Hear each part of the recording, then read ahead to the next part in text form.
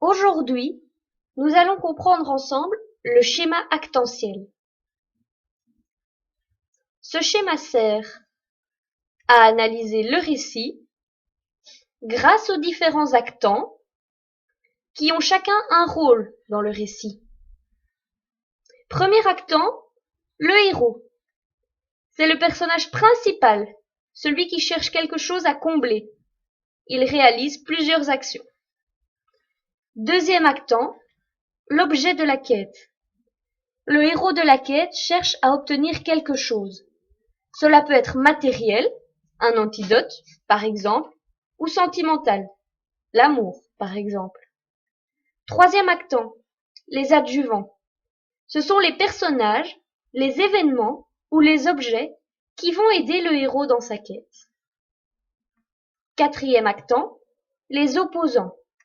Ce sont les personnages, les événements ou les objets qui vont faire obstacle au héros lors de sa quête. Cinquième actant, le destinateur. C'est le personnage ou l'événement qui va déclencher la quête que le héros va poursuivre. Sans cela, l'histoire n'aurait pas lieu.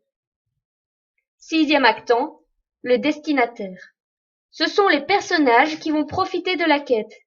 Elles vont en tirer un bénéfice. Mais il serait temps de voir si tout est compris. Qu'en penses-tu? Très bonne idée.